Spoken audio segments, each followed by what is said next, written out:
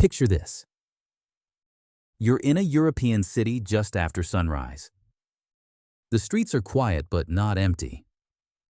A bicycle rolls past you. Someone opens a window above and you hear soft voices. You turn a corner and see a cafe with warm light inside. The door opens and a small bell rings. The smell of espresso and fresh pastry hits you instantly. For a second, you forget your worries. You feel like you belong there, even if you don't speak the local language perfectly. That feeling is what we're chasing today.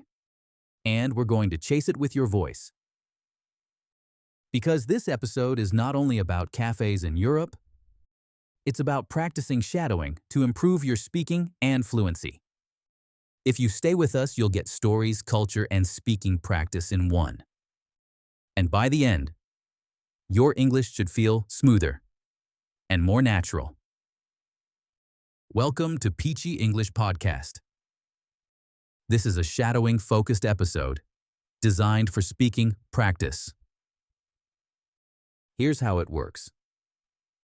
You listen to a line.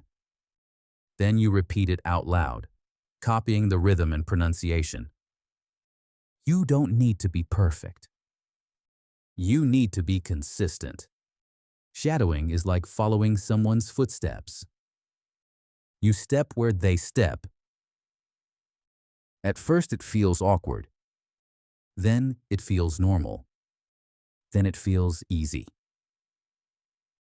Here are 3 simple ways to use this episode. Option 1 is listen and enjoy the first time. Option 2 is pause and repeat after sentences you like. Option 3 is shadow in real time, speaking at the same time as us.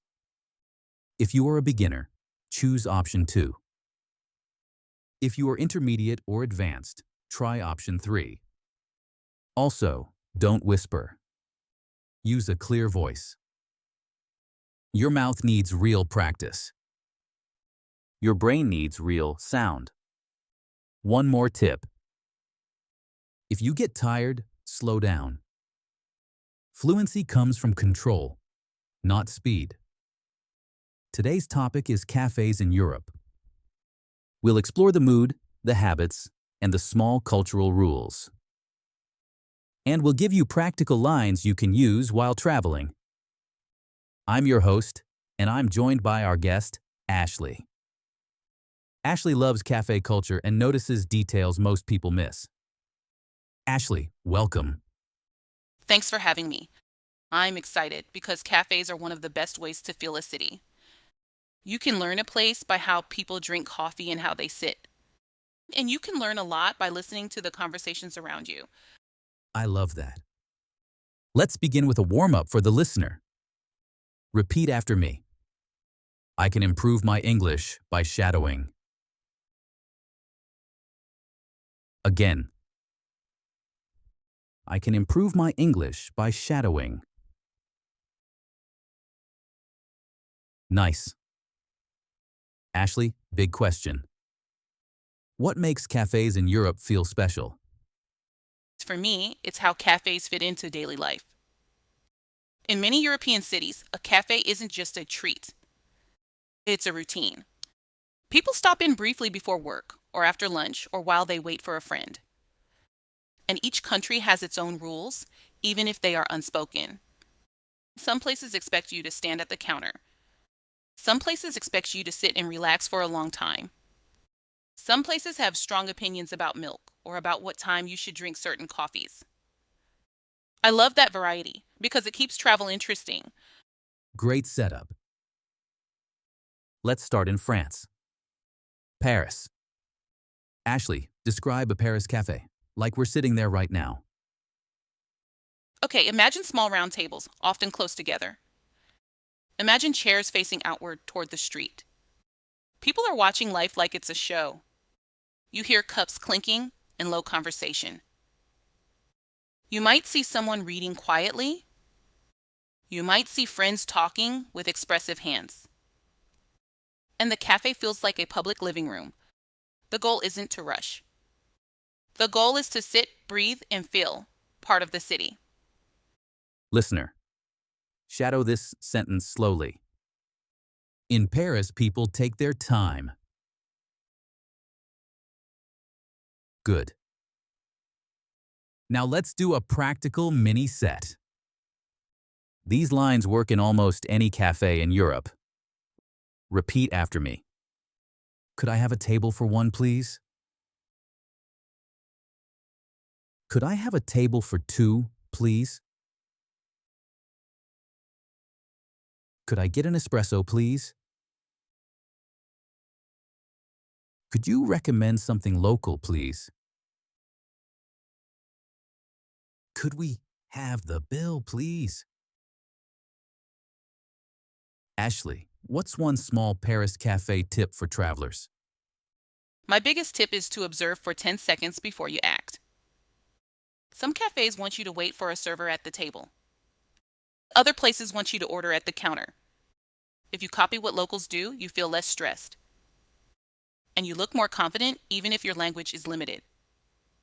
That's basically shadowing in real life. You watch, then you copy. All right, next stop. Austria. Vienna. What's the cafe culture like there? Vienna feels like the capital of slow sitting. Many coffee houses feel elegant and calm. You might see marble tables and soft lighting. You might see people reading newspapers for a long time. And you feel no pressure to leave quickly. It's normal to stay. It's normal to think. It's normal to just be quiet. And the desserts can be a big part of the experience. You don't just grab something sweet. You sit with it like it deserves attention.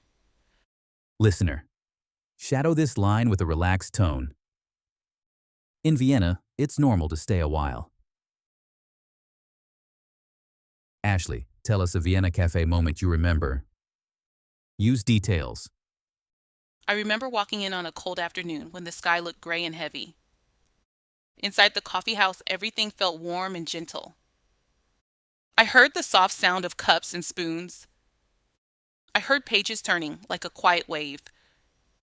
I ordered a coffee and it arrived with a small glass of water. That tiny glass felt like a tradition, like the cafe was taking care of me. I sat by a window and watched people hurry outside while I stayed still inside. I wrote a few sentences in a notebook, slowly. And I left feeling calmer than when I arrived. That's exactly the kind of travel memory people love. Now we go southwest. Portugal. Lisbon. What changes when we land there? The energy gets brighter and quicker, especially in the morning. Lisbon cafes often feel like part of daily motion. People pop in, greet someone they know, drink a quick coffee, and continue their day. You hear espresso machines constantly. You see small pastries everywhere, and they smell amazing. The cafe feels like a starting line. It's like the city is saying, "Let's begin." Listener, shadow this with a fresh, upbeat voice. This cafe feels like a fresh start. Quick fluency drill now. Focus on smooth linking between words. Repeat after me. I'd like something warm and sweet.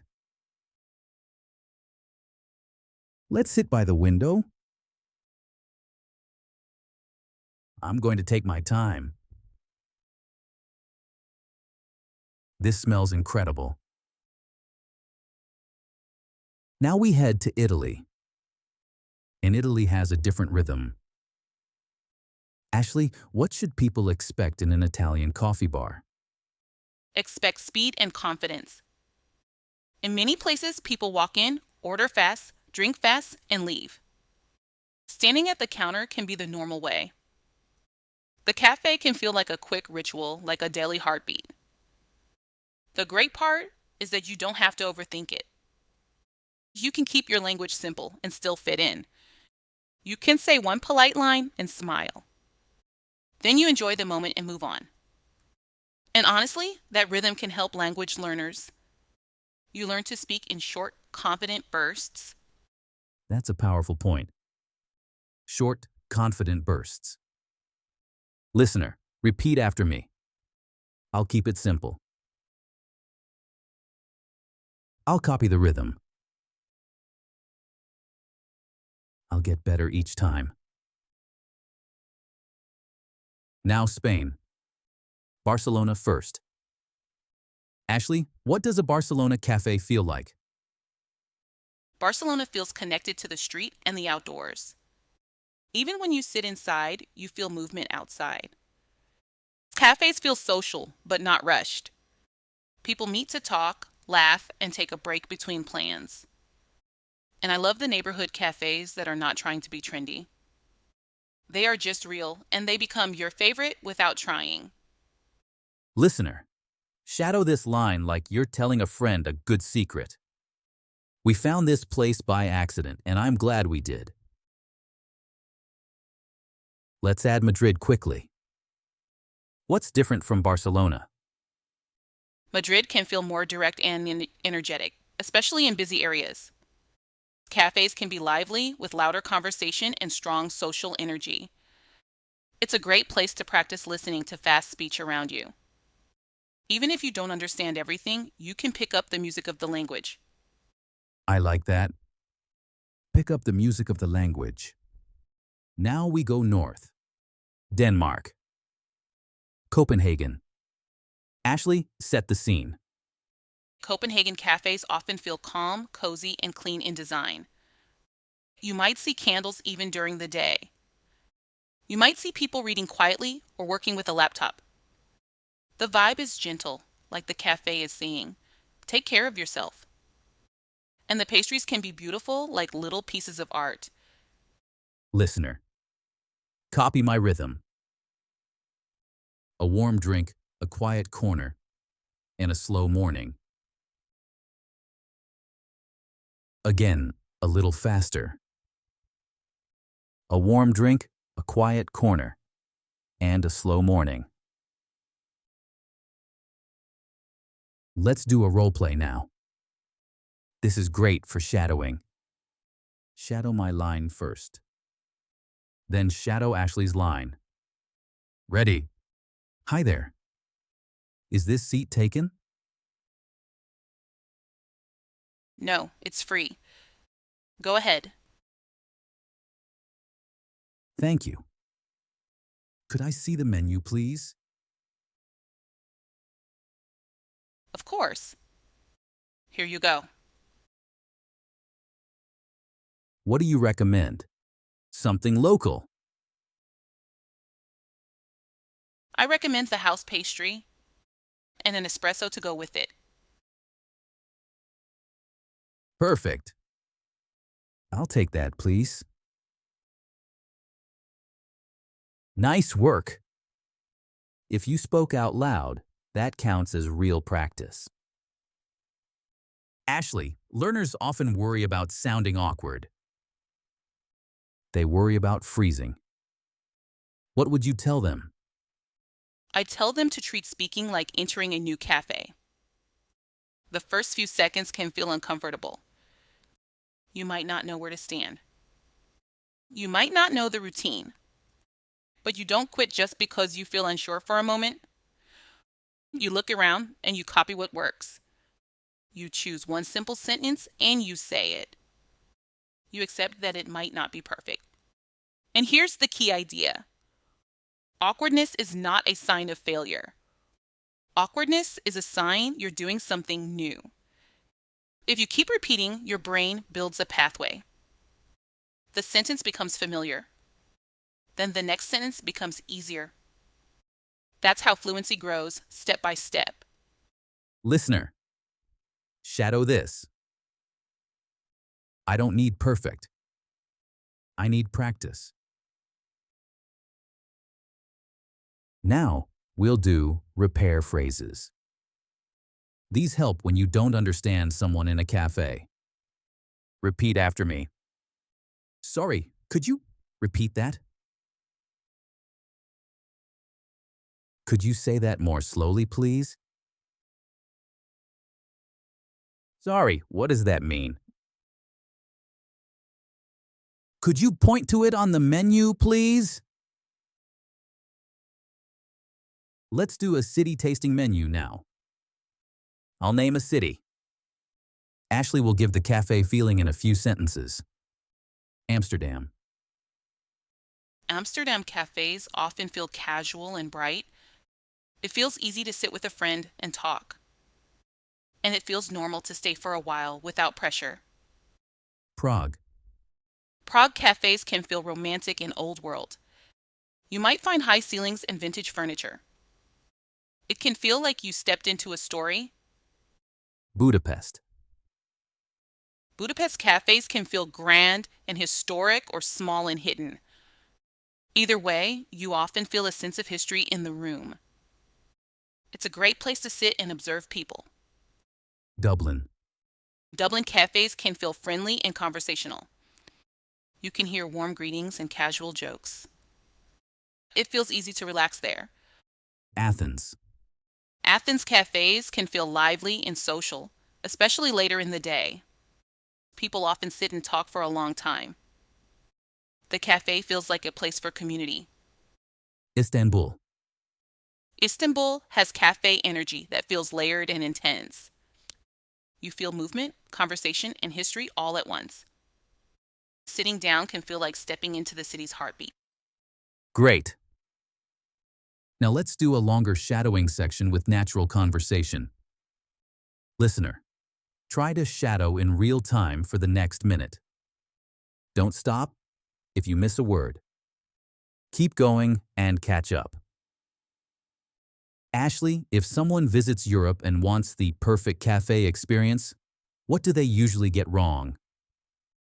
They often try to control everything. They try to find the best cafe on the internet. They try to order the correct drink. They try to take the perfect photo. And they forget the real point, which is to feel the moment. A good cafe experience is usually simple. You sit down. You notice the sounds. You taste the coffee. You watch the street. You let the city come to you. And if you make a small mistake, like ordering the wrong thing, it becomes a story. That's not a disaster. That's travel. That's a great mindset for language learning too. You don't need control. You need repetition and curiosity. Listener, shadow these two lines. Curiosity over perfection. Calm over speed. Now, Ashley, I want a long story.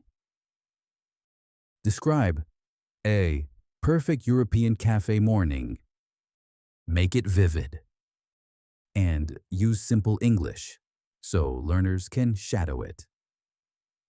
Okay, imagine it's early morning in a city you've never visited before. The air is cool and the streets are clean from rain the night before. You're walking slowly because you don't want to miss anything. You hear your footsteps and the distant sound of a tram. You smell bread from a bakery somewhere nearby. Then you see a small cafe that's already open. Light spills onto the sidewalk like a warm invitation. You open the door and a tiny bell rings. The cafe is quiet but alive. Someone behind the counter looks up and gives a small nod. You feel welcome without words. You order a coffee with a simple sentence. You don't rush the words. You say them clearly, and that's enough. You choose a seat near the window. You place your hands around the cup and feel warmth in your fingers. You take the first sip, and it wakes up your mind gently. Outside, the city begins to move. A person walks by with a newspaper. Two friends greet each other on the corner. A bicycle passes, quiet and smooth. Inside, you hear small sounds that feel comforting. A spoon taps a cup once or twice. The espresso machine hisses for a second. Someone laughs softly at a table behind you. You don't check everything. You don't rush to be productive. You just sit there, calm and present. And after 10 minutes, something changes. You feel more confident. Not because you solved your whole life, but because you gave yourself a quiet moment to breathe. That's what a great cafe gives you, a small, quiet kind of courage. That ending line is perfect for shadowing. Listener, repeat it after me. A small, quiet kind of courage. Now we'll do one final power practice set. These lines train confident, natural speaking. Repeat it after me. I'd like to sit here, if that's okay. Could I get this to go, please? Could I also have a glass of water, please? This is exactly what I needed today. I love the atmosphere in here. Ashley, last quick question before we wrap up. If a listener remembers only one thing from today, what should it be? I'd want them to remember this. Fluency grows when you repeat real, natural language calmly. You don't need perfect grammar in your head. You need good sentences in your mouth. And cafes are a great symbol of that. You don't rush the coffee. You taste it and enjoy it. Do the same with speaking practice. I love that. Good sentences in your mouth. All right, wrap-up time. Today we traveled through European cafe culture. We visited Paris and talked about taking your time. We visited Vienna and talked about lingering without pressure. We visited Lisbon and talked about bright morning energy. We visited Italy and talked about fast, confident coffee rhythm. We visited Spain and talked about social cafes and city life. And we visited the North and talked about calm, cozy spaces. But the main purpose was shadowing practice. If you want the best results, replay this episode. Pick one short section and shadow it 3 times. Then pick one longer section and shadow it once without stopping. That combination builds both accuracy and stamina. Let's end with one strong sentence together. Repeat after me. My English gets better every time I speak. Thanks for listening, and thanks for practicing out loud. See you in the next episode. Bye for now and enjoy your next coffee.